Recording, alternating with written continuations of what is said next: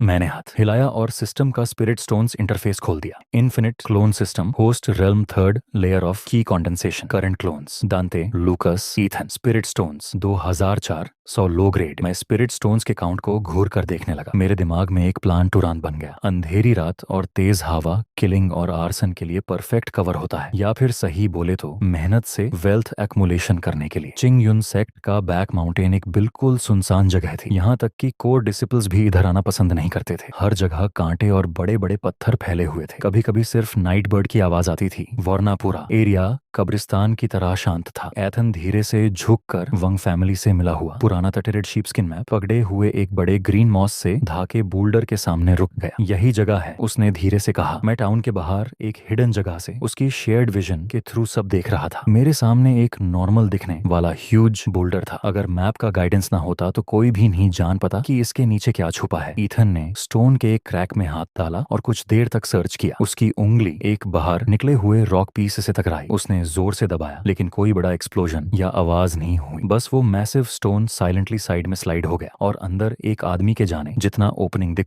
गया। अंदर से एक हेवी वेव स्पिरिचुअल एनर्जी और पुरानी स्मेल बाहर आई। ईथन तुरंत अंदर घुस गया और स्टोन वापस बैंड हो गया। ये क्लियरली इंसानों द्वारा बनाया गया टनल था। जैसे जैसे वो अंदर गया, जगह और बड़ी होती गई। दोनों तरफ क्लिफ वॉल्स में चीप लुमिनेसेंट स्टोन्स लगे हुए, जो एक हल्की गोस्टली लाइट फैला रहे थे। थोड़ी डोर चलने के बाद सामने का स्पेस अचानक खुल गया। ये एक ह्यूज अंडरग्राउंड हॉल था। वहां 10 से ज्यादा माइनर्स पुराने कपड़े पहने हुए पिकैक्स से रॉक वॉल्स तोड़ रहे थे। उनके पास 2 कल्टीवेटर्स ओवरसीजर की तरह खड़े थे। हाथ में विप थी और वो चेयर पर बैठे बैठे सो रहे थे। वांग क्लैन ने सच में लिमिट क्रॉस कर दी है। चिंग्युन सेक्ट की आंखों के नीचे से ही सब कुछ चुरा रहे हैं। मैं ठंडा हंसा। नहीं, ये तो क्लियरली मेरा पर्सनल एटीएम है। मैंने ऑन ऑर्डर दिया, लेकिन ईथन सीधा अटैक करने नहीं गया। पहले उसने एक ब्लाइंड स्पॉट ढूंढा। सिस्टम लोकेशन के पास डिप्लॉय करो, रिक्वायर्ड स्पिरिट स्टोन्स डिडक्ट करो। क्लोन्स मैनिफेस्ट होने लगे। हवा हिलने लगी और स्पेस डिस्टॉर्ट होने लगा। 24 बड़े बड़े ब्लैक फिगर्स हवा से अपीयर हुए। उनके फेसेस इमोशनलेस थे। बिना किसी आवाज और बिना टाइम वेस्ट किए वो क्रैम्प्ड टनल में खड़े हो गए। ये 24 फिगर्स एक ब्लैक टाइड की तरह कैवर्न में घुस गए। दोनों गॉड्स अभी भी सो रहे थे। उन्हें समझने का चांस भी नहीं मिला कि क्या हो रहा है। 7-8 बड़े हाथों ने उन्हें तुरंत जमीन पर दाबा दिया। उनके मुंह में कब्जा भर दिया गया और वो एक आवाज निकाले बिना बेहोश हो गए। पास के माइनर्स पहले ही डर के मारे फ्रीज हो चुके थे। वो कॉर्नर में चिपक कर कांप रहे थे। इथान उनके पास गए और हर एक को एक स्ट्राइक दी, जो एक फिजिकल हाइपोसिस जैसा काम कर रहा था। एरिया क्लियर होने के बाद मैंने ईथन के बॉडी का कंट्रोल लिया और स्टोरेज वाले कॉर्नर की तरफ गया। वहां न्यूली एक्सकवेटेड स्पिरिट स्टोन और का छोटा पहाड़ बना हुआ था। सिस्टम ने यूज डायरेक्टली अब्सॉर्ब कर लिया। मुझे इसे बाहर ले जाकर बेचने का कोई पेशेंस नहीं था। बीच के लोग बहुत ज्यादा प्रॉफिट खा जाते हैं। डायरेक्ट रॉ स्पिरिट स्टोन और कंज्यूम करना बेटर था, चाहे इम्प्यूरिटीज की वजह से अब्सॉर्प्शन एफिशिएंसी 30% कम हो जाए। अब्सॉर्प्शन स्टार्ट होते ही स्पिरिट स्टोन ओरे का पूरा पहले आंखों के सामने घुलने लगा और धीरे धीरे ग्रे व्हाइट ऐश में बदल गया। अब्सॉर्प्शन कंप्लीट हुआ। बैलेंस 1200 स्पिरिट स्टोन्स, सिर्फ 1200। मैं हल्का सा मुस्कुराया, लेकिन मुझे पता था ये बस पिछले 1-2 दिन का रिजल्ट था। फिर भी इतना काफी था इस वर्कफोर्स को अपग्रेड करने के लिए। सिस्टम, इथान और साइट पर मौजूद सारे 24 क्लोन्स को 3rd लेवल QI रिफाइनिंग तक अपग्रेड करो। इसी तरह मैं इनका यूज करने वाला था। 1st लेवल ची रिफाइनिंग वाले क्लोन से माइनिंग करवाना प्योर वेस्ट था। Spirit stones deducted, upgrade complete. Cave के अंदर जो 24 क्लोन्स पहले सिर्फ 1st लेवल ची रिफाइनिंग पर थे, उनकी और अचानक एक्सप्लोड हो गई। उनकी बोन्स क्रैक होने लगी, मसल्स और पावरफुल दिखने लगे और उनकी डल आंखें एकदम शार्प और ब्राइट हो गई। कल्टीवेशन वर्ल्ड में 3rd लेवल ची रिफाइनिंग कल्टीवेटर्स को लेबरर बनाना एक बहुत बड़ा लग्जरी था। काम शुरू करो, मेरे लिए सब कुछ खोलो। छोटे से छोटा स्पिरिट स्टोन फ्रैगमेंट भी जो क्रैक्स में छुपा है, सब निकालना है। 3rd लेवल ची रिफाइनिंग के 24 सुपर माइनर्स ने जमीन पर पड़े पुराने पिकैक्सेस उठा लिए। उनकी स्पीड इतनी ज्यादा थी कि सिर्फ आफ्टर इमेजेस दिख रही थी। हर पिकैक्स स्ट्राइक के साथ स्टोन टूट रहा था और अंदर से ह्यूज रॉ स्पिरिट स्टोन्स निकल रहे थे। ये नॉर्मल माइनिंग नहीं थी। ऐसा लग रहा था जैसे कोई ह्यूमन एक्सकावेटर काम कर रहा हो। ईथन भी खाली नहीं बैठा। वो कैवर्न के डीपर पार्ट्स में पेट्रोल कर रहा था और सो कॉल्ड सीक्रेट बैम्बू को सर्च कर रहा था। एव के सबसे डीप जंक्शन तक पहुंचते ही एक बहुत ही तीखी ब्लड और डेके की स्मेल ने उसके सेंसेस को हिट किया। इथन ने अपनी आईब्रोज सिकोड़ ली और अंदर की तरफ बढ़ने लगा। आगे एक छोटा सा स्टोन चैम्बर था जो एक आयरन गेट से सील्ड था। जैसे ही अंदर का सीन मेरी नजर के सामने आया, मैं वहीं का वहीं रुक गया। मेरे हाथ में जो पम्पकिन सीड्स थे वो गसे में क्रश होकर पाउडर बन गए। उस चेम्बर में कोई ट्रेजर नहीं था, सिर्फ एक डजन 10 बड़े बड़े आयरन केजेस थे और उन केजेस के अंदर स्पिरिट बीस्ट्स थी, बल्कि बच्चे थे। सबसे बड़ा बच्चा भी मुश्किल से 7 या 8 साल का होगा और सबसे छोटे बस 3 या 4 साल के। हर बच्चा